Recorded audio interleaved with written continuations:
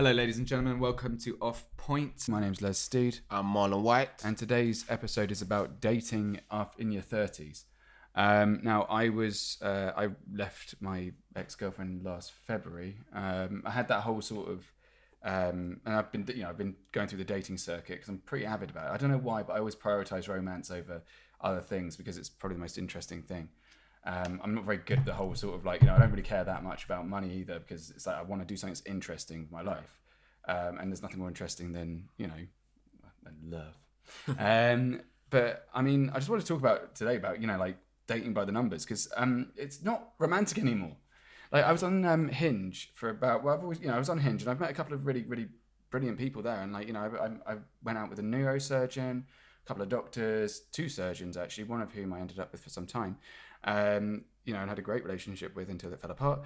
Then I had I've come to realize that it's a job interview every time. Yeah, it's not fun anymore. It's stressful. And obviously when you've got low self-esteem coming out of a relationship, you end up, no one leaves somebody because they're having a good time. You go out and you've got your self-esteem's absolutely rock bottom, and you kind of start dating because you feel lonely and you want someone to talk to, or you want to be around people, or you kind of want to understand yourself better. Right. And I felt like for the first, it took me about 6-7 months of dating people before I kind of came to terms with the fact that every single time I go home, I feel depressed as fuck. Right. I once went out with the first date I went on was about 2 months after the breakup, 3 months after the breakup.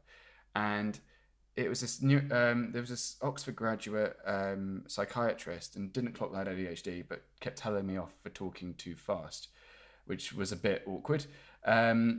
And then said that actually it's pretty bad. I don't know how it came up, but she said that ADHD is a bit of a bad thing. So I was like, okay, I'm just going to talk about that then with her. And yeah, I was a bit like, yeah, she said she told her dad off for having symptoms. I was a bit like, yeah, this is not going to work. Sounds like a lunatic. She was all right. I mean, she was lovely, but she was just a little bit, I don't think that it would have worked.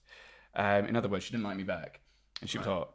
But yeah, so I just kind of, I've got an issue with it because it's no longer boy meets girl, girl meets boy, they get on great, and then they have lots of adventures together, and eventually you end up together because you realise this is somebody who you don't want to not be around, which is what I think love should be, really. Yeah. Or it's how it happens. It's how I've ended up moving in with partners in the past, because this was how it went.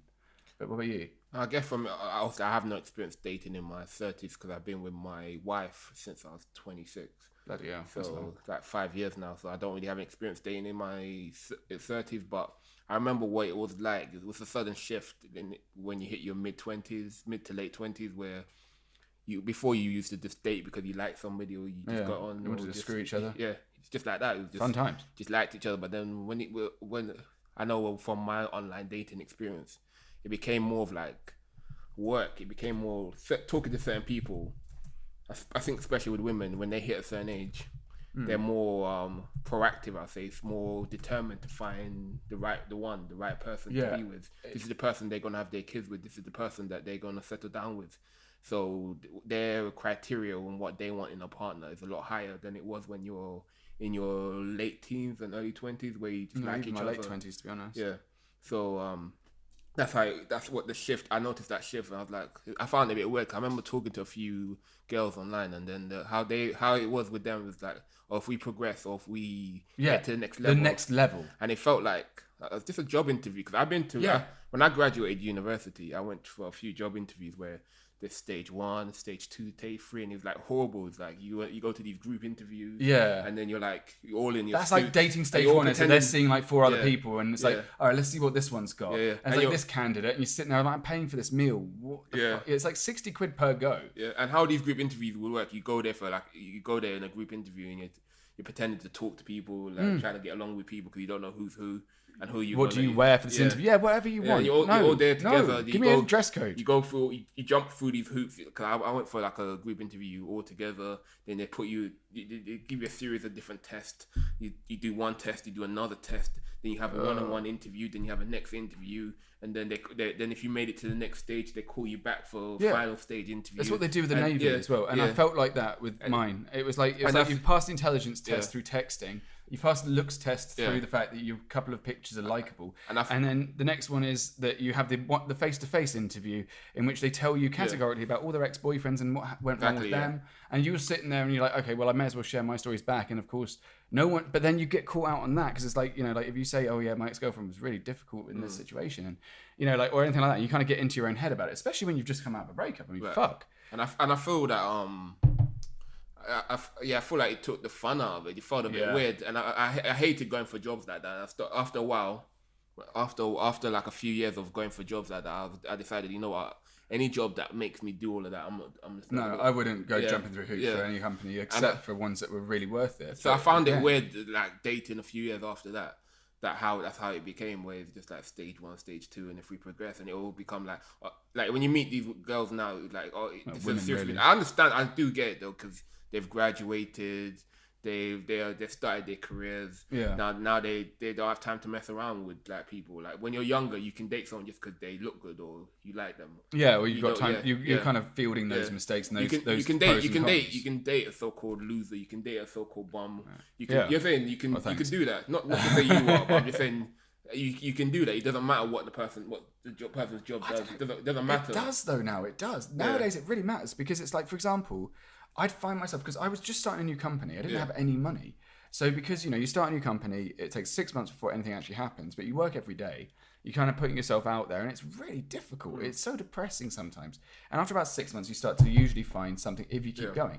But most people don't. Most businesses fail because, it's 6 months of just slogging away for nothing, and you don't even get any feedback or anything like that. It's hard. So when you've got that on top of like going to these, on these dates, I'd go out with the career women because that's mostly the people who are on Hinge, and I like intelligent people. And it's just, because you kind of have that parallel of this person's going to have more to talk about. We're going to have more in common because, this is an impressive human being. I want to hear about their story. But when you kind of get hit with the criteria, the checklist method, which is something they have advertised, I've seen in articles and stuff, it just sucks all of the romance out of it, which is the entire point. The entire point of going out with somebody, or that whole thing, as we've said, is to kind of find someone you can actually love, not someone who will be a strictly good provider. Maybe in 10 years' time, when it's children time, what is your 5-year? Someone actually asked me what my 5-year plan is. Like, who the fuck asks your 5-year plan on a date? Like, and I was sitting there, and then they had the audacity to judge me. And I was like, but it took me ages. It took me 3 months before I realised, actually, I'm there to judge them too. And don't get me wrong, I've definitely been the worst date a few people have had, because I probably was very socially awkward when you consider the fact that, it's me, and also COVID, and, the stage of life I was in really I wasn't necessarily ready at first. But it's about what resources you can provide now. It's not about who you are. And what you need, what anyone wants, is somebody who loves them for who they are. I remember watching Chris Rock a few years ago, where how they say women are, where in terms of when a woman says they've met somebody, her friends will instantly go, "What does he do?" And it's like what does he do? I keep saying what does he do to provide value to your life? That's how it is. He makes me smile isn't good enough anymore, but it should be. It should be enough that someone. I do understand it though. It's like a lot. Like if once you hit a certain age and you're thinking, oh, the next person I meet could possibly be the father of my kid, could be my husband. I need to make sure that they're able to provide for me, to protect me. I do understand that, because it makes sense. Because it is a big impact. It's the same as when we're cavemen. If you were going out with somebody that doesn't have a job, for example, that means you can't get a place with them. That means you can't, unless you're earning a lot of money, but there's still going to be a financial burden on you. You can't get a place with them. You can't get a mortage because I couldn't get a mortgage myself because of the freelance work that I do. But like, me and my wife just bought a place last December, and the only way we were able to do that is because we have our incomes together, that we earn a certain amount of money that we can afford this place. We also saved them enough money to put down on the deposit as well.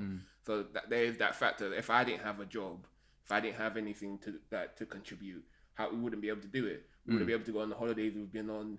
We wouldn't be able to get married. There's a lot of stuff that we wouldn't be able to do. And you want to share those experiences with that person. Exactly. But at the same time, if I had no job, I would just sit like unemployed. I wouldn't be able to do all of that. And I could totally understand like why people have that criteria. You need to be doing something to provide.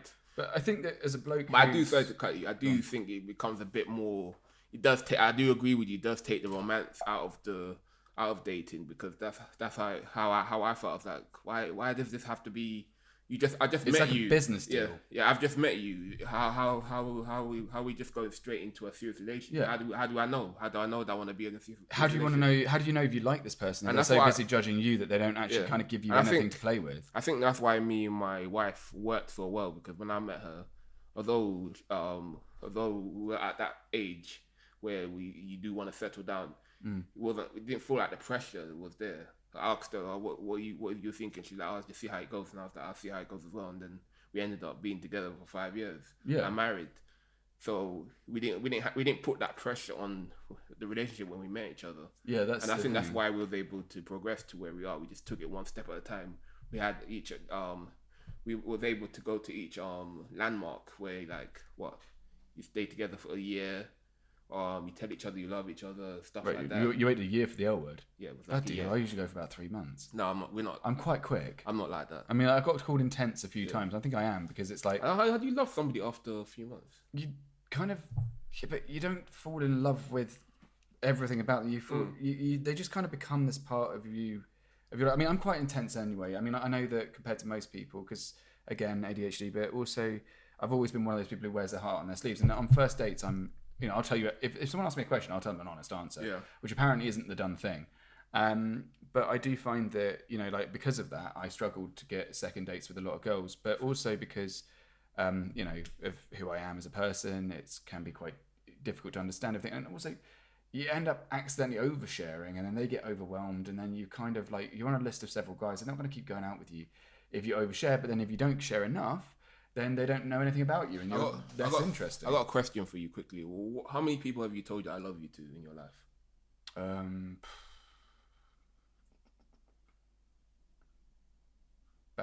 Probably about 5, not including friends who I really do love to pieces. But I'll talk about relationships. Relationship-wise, you got 1, 2, 3, 4, 5. Yeah, about 5 or 6. But I think that the major ones have been the ones that have actually kind of not given that much back. The relationships that I dwell on, where actually it was less about. I wouldn't say that I was ever in a position where somebody didn't love me back. I think that that's always been the case. But I think that relationships in which you find yourself giving more than the other partner are the hardest ones to get over. Right. I know that it took me a long time to get over an ex-girlfriend of mine from 2018 and also from 2015-ish, because they weren't really committing or giving me what I wanted at the same time. They were taking what they needed from me, and I was giving them everything. So therefore, you kind of feel like more of a failure when that relationship falls down, because the pressure and the onus has been on you. So those 5 people you told that you loved them to, you was with them for how long? At least 2 years each. Around about 18 months to 2 years. And you told them, so 5 years each. And you told them well, it just kind of comes out when you feel it. I think that's the thing. I mean, I'm quite a romantic person, and I'm quite open. It's like usually it will come out because you're drunk. And you're sitting there. I mean, I remember when, for example, my last ex-girlfriend who I lived with for a while, she and I said it, and I think I said it accidentally beforehand, but I remember the exact time. It was around Christmas, and we'd been together for about 3 months, and mic drop. And we went out for Christmas for a meal. It was like an anniversary, sort of 3 months in kind of thing. Had a lovely meal, had a great night out, got really pissed on cocktails and shit. We're standing outside waiting for a taxi. We're both off our faces, sharing a cigarette. And she goes, and I was like, you know what? I fucking love you. And because she looked great, she felt great. She was there with me, and it was just this wonderful little moment. Standing on the side, and it was nowhere special. I can literally pinpoint the place, but it was nowhere special normally. It wasn't a big dramatic moment, and she just goes, "You know what? I fucking love you too." And I just grinned like a chimpanzee for the next sort of hour, because it was just such a lovely thing, and I remember very well every single time. I remember that the one from Indonesia, she was on the back of my motorbike, and I said it accidentally, and then she said me too. And I still remember exactly where we were. I could show you the road. I know that I was sleeping in bed with my first ever one. She turned out to be a nightmare, but she lay there and she whispered, "Les, I think I love you," and it's one of those moments. I still remember. Again, another one. We were sitting on the veranda of my parents' place, having a glass of champagne. I was telling her a story about how I used to bully this kid who I felt terrible about, and she goes, "Yeah, I do love you." And I was like, and it's just those moments that stick with you a lot, and it's kind of like I know that it's all about, like everyone thinks it's about sex. It's not. It's about that feeling of solidarity, and I think that the L word has that. But it's something you can't force. It's something you can't push, and it's something you can't do anything about. It's not like like anything else. I think with me, it takes me a while to get there in terms of it's not something I'll throw around. Throw it around. I've only told 2 people that I love them in my life in terms of dating, and it's not something I'll throw around. Married to one of them, hopefully. Yeah, married to one of them. And the other girl's still out there, finding her way. Yeah. Which is a nightmare. So, oh no, I remember that one. Yeah, fuck that. Fuck that. All right, yep, no, you did well. Come on. Yeah, love is fickle. Love is hard. But go on. Yeah, so I don't throw away around that word. It's something that I think you have to mean. So to me, it sounds crazy you saying that after a few months or something. No, I think that for me, I've always been a bit. Sorry, I poured a drink there. I've always been a bit eager to be in love, and I think as I've got older, I've recognised more and more. I mean, this is ironic considering that the criteria thing that I was just bitching about, is that you recognise more and more how much of that is you and how much of that is the other person, how much of that is what you want to see in this other person. Yeah. So, it's about not necessarily being patient, but because I'm very impatient naturally, but more about sort of making sure the type of love and the kind of that you're not just caught up in that sort of euphoria of the honeymoon phase, but actually, there's different types of love. Yeah. And of course, you get the euphoric, you're amazing, I just want to spend my entire time inside you type thing. I want to get in your head and I want to get in your body. I just want to get close. I just want everything with you. I want to share my fucking breakfast and my dinner and my lunch. It's like, I want to give you my spare sandwich kind of thing. But, and I think that that's quite clingy in some ways, but I'm a little bit clingy. But, I do think though that there's love and there's long-term love, and I think that the 18-month mark is where you kind of can tell not just if there's a future, but if there's reality there. But I think that also particularly for women, is of course, there's the biological clock that kind of kicks in around your early 30s, and I feel sorry for that because I know that my ex-girlfriend was a bit older than me by about 5 years, and she's a brilliant person who definitely deserves to be loved, and I still admire her and I still respect her, and I still think that even though she tried to sue me, she is great, but I know why I broke up with that person because I knew that I couldn't provide a future, and I knew that my circumstances were nowhere near hers. She had a stable job, a stable career, and my life is chaos because of what I do and the way that my brain works. Let me ask you a question. Do you think, as a man, obviously we're both men, as a woman, actually. Yeah. You should maybe when it comes to my boobs, my left one's bigger than my right one. I'm not sure. Do you think that you should ever put dating on hold until you sort yourself out in terms of Oh, definitely. Do you think? Yeah, I mean, the irony is that I was about to do exactly that, and I met the girl who I've been seeing for the last 2 months. I think that being single is extremely important, especially when you get to your late 20s, early 30s, when you get the chance. I mean, when shit happens and you hit the rock bottom. One of the things that I learned was that it's actually not selfish to look after yourself only. Because being in relationships, I tend to be in relationships pretty quickly because I'm quite, not fickle, but, it's like I get out of one and then I find myself going dating because I like I don't know. But there's lots of reasons. But you seem like somebody that needs to be constantly in some form of relationship. No, I think it's more like I'm quite an extroverted person. So while it's about... Yeah, I mean, fine. On the one hand, it's nice to just chat to different people, get to know different people. I dated a neurosurgeon, not neurosurgeon. I dated 2 surgeons, a neuroscientist, and these were all interesting people. But I think that's partly the fact that why I'm a journalist, because I want to meet interesting people. Not to say that most people aren't interesting, but I've ended up in this position with somebody who isn't the kind of person I thought I would date, and I'm really happy. They're a really, really lovely person. She might dump me in the next couple of weeks. I don't know, but I don't remember seeing a single Les for long anyway. It's usually for about 8 to 10 months, and I think though that's also partly because of social circumstance. Yeah. So in Indonesia, I had somebody who I knew fancied me and who was smoking hot, and is actually one of the best girlfriends I've ever had. But so when my first relationship broke down, I knew that I could send a message and then go for a date and then have this person already. Because she was already very into me, almost obsessively, which is fantastic. She was gorgeous. But she was just a gorgeous person as well, for the record. It's not just about aesthetics. I mean, you know, she was really one of the best people I've ever dated. And phenomenal human being. And I treated her like shit, but she didn't deserve it. Dear God. Anyway, point is, though, that... what was the question? Sorry. So like we're talking, I think, originally about like the whole process of the process dating. Okay. So the reason I'm like not that single for very long is because I think that in the periods I am single, I pull my shit together pretty quickly. I mean, I'll go to therapy straight away. I will do what I can, and I think though there have been cases where, you know, I'm still friends with a girl that I dated for a while. And, do you think? Sorry to interrupt you. Do you think the access to the internet dating makes it a bit like too easy to go get back in because there's no meet cute. There is no meet cute. There is just by the numbers. It's like if I want to find a girlfriend in the next week, which I don't, because I've kind of got one, but we're in the seeing each other stage, because, you know, apparently these things come in stages. You have to like sort of I mean, all you have to do, you can pick up 3 or 4 different apps. Each of which has an unlimited number of people on it. Yeah. And all you have to do is wait until your swipes expire. You go on the next one, you start swiping again. Yeah. Now, I don't have the patience for that bullshit. I only stayed on one, which is the posh one, because I wanted a bit more than just sex.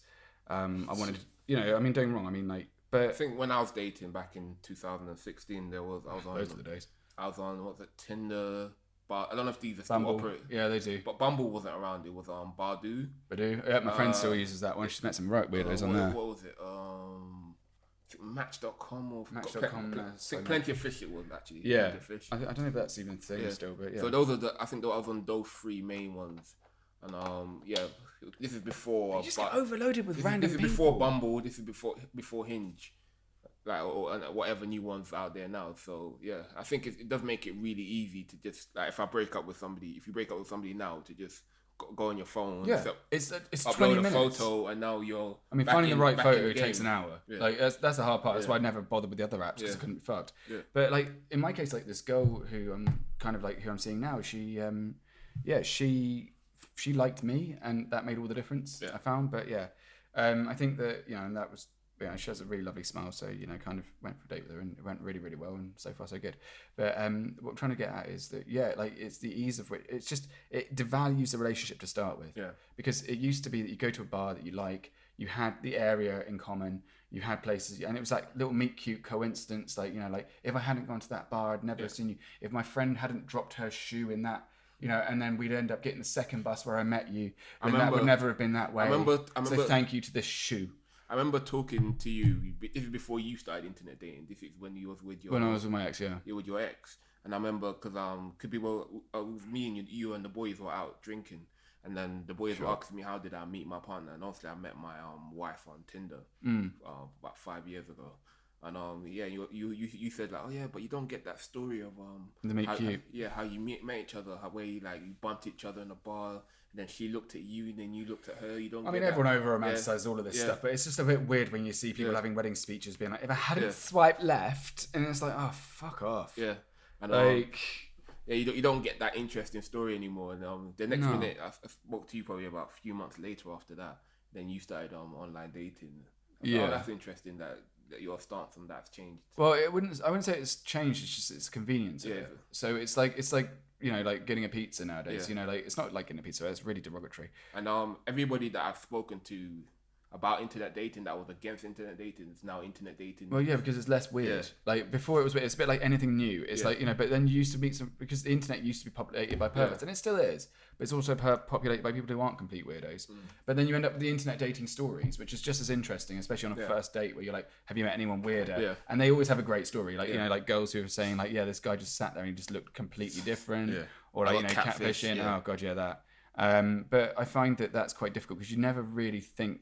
I mean, I learned that people don't look the same way they do on the profile picture, but that's really not always. Most but it's more familiarity rather than. Yeah, I've been lucky enough that I haven't been like badly catfished. When I was internet dating, what I used to do, I was hesitant on meeting people because obviously I'm introverted anyway. I don't really like being around people. Well, that's difficult to kind of start a conversation with a stranger. Full stop. I mean, especially if you haven't been texting. And like, do you find that when you text people, like their text chat's fire, but you meet them and they're absolutely clammed? Yeah. So that's my point I was gonna get to. The way I thought I got around that in terms of the people that I didn't meet that many people online, but the few people that I did meet online is we used to text, and then once we text for a while, we used to speak on the phone. My wife. That's a good one. When I met my wife, that's a good one. When I met my wife, I started talking to her, say, in June. We didn't meet each other until August. Fuck, so 3 months. Yeah, 3 months. Yeah, for that month.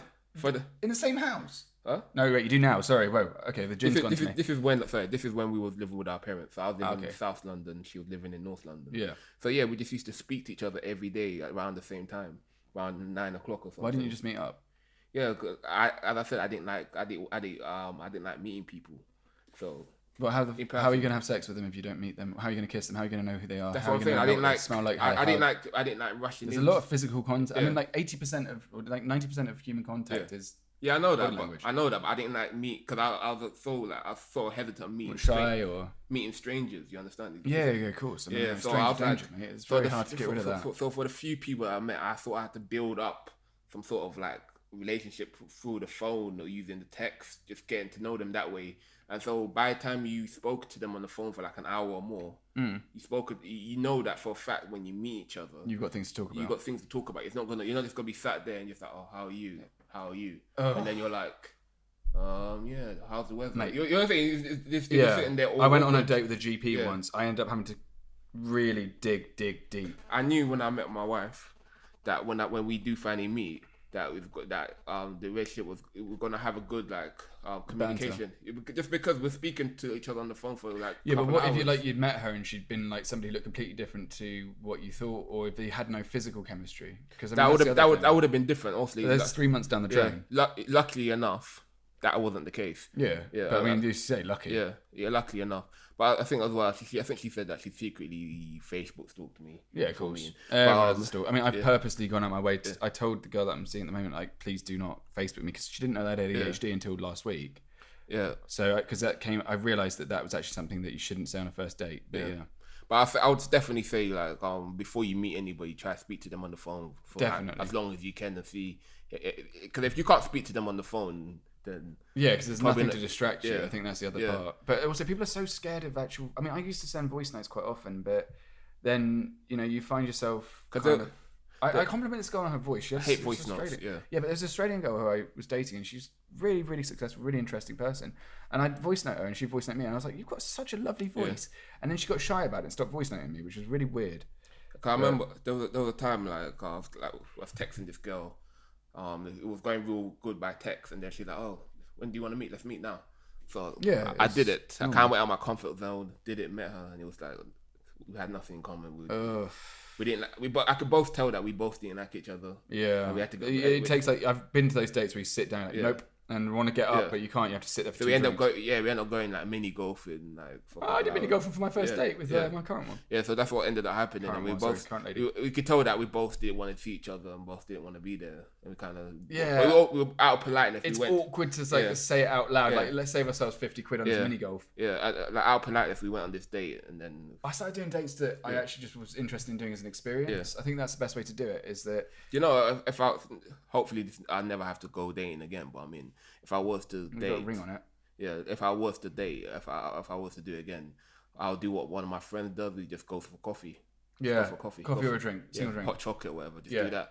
Because there's no point. Because I've done that as well. Where I've taken this girl out to like this diner, spent like 50 quid on dinner plus.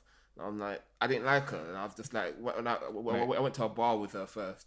And from the bar, I knew I didn't like her, and then like I ended up having to take. I promised to take her to dinner. Yeah, I promised to do that, and then I couldn't like go back on it, so I ended up taking her out for dinner.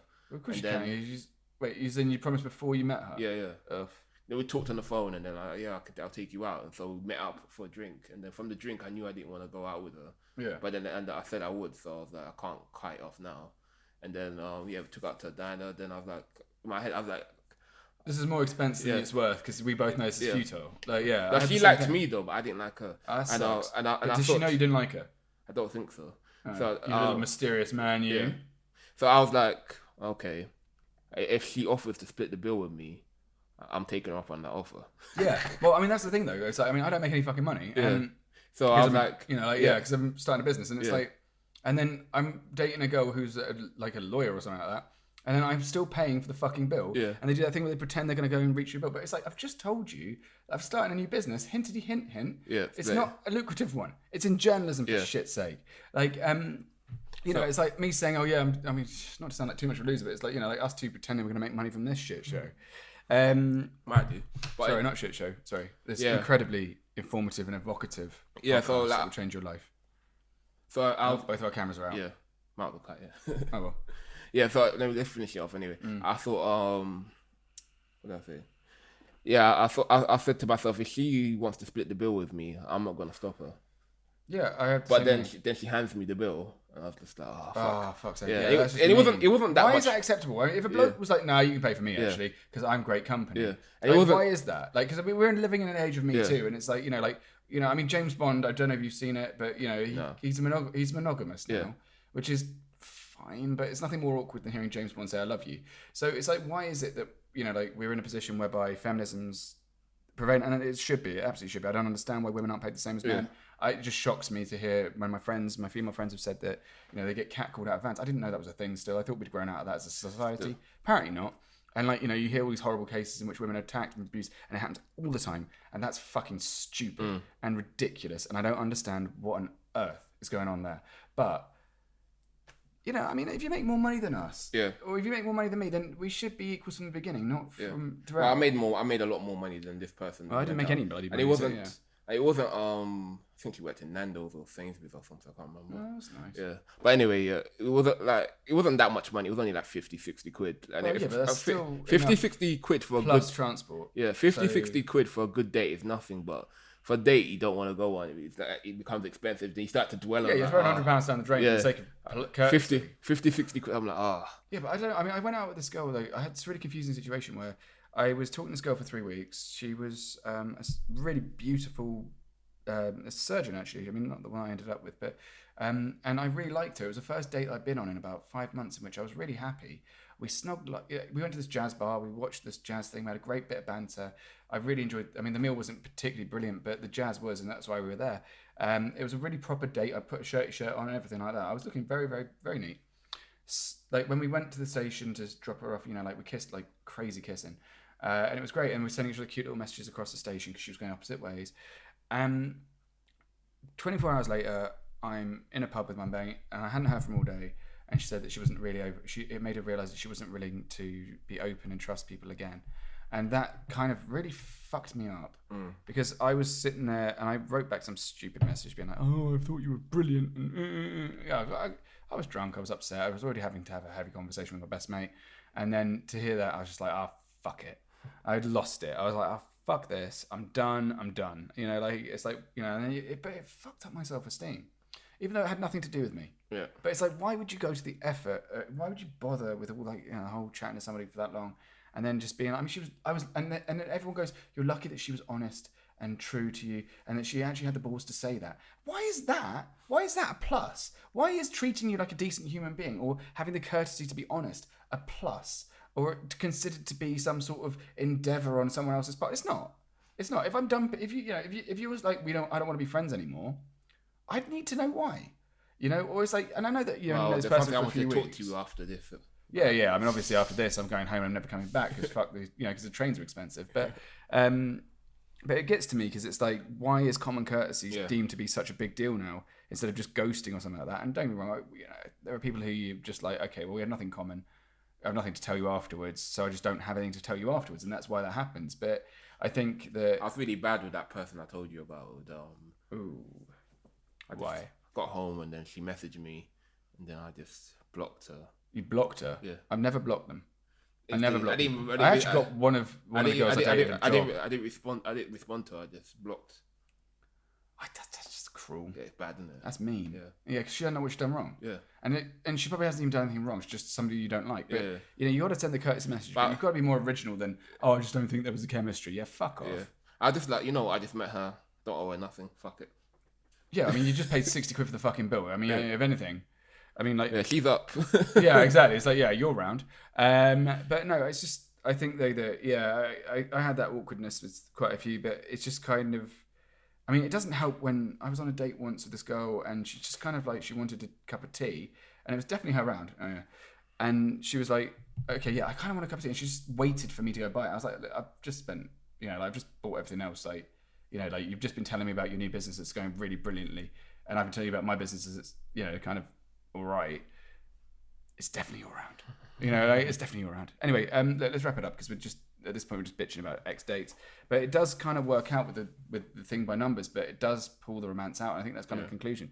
And it's just like, if you want real romance, or if you want, which is what everyone's on there for, really. We all want to be swept off our feet. We all want to be in love with somebody. It's going to be amazing. I do recommend though, like, try not to make it like a business transaction. Just try to have some fun when it. And also, if they're quirky and awkward, that's great. That's so good. On a first date, you need someone who fucks it up, but in a good way. Who sits there and says awkward, dumb shit that's embarrassing and slightly silly because they care enough to actually. I'll just recommend just have some fun. Just don't put pressure on you. That just have. And understand if you're on a time limit. If you feel that you're running out of time, you feel like you need to meet somebody in the next couple of years. Also, when they say that the you want some romance, you want to enjoy yourself.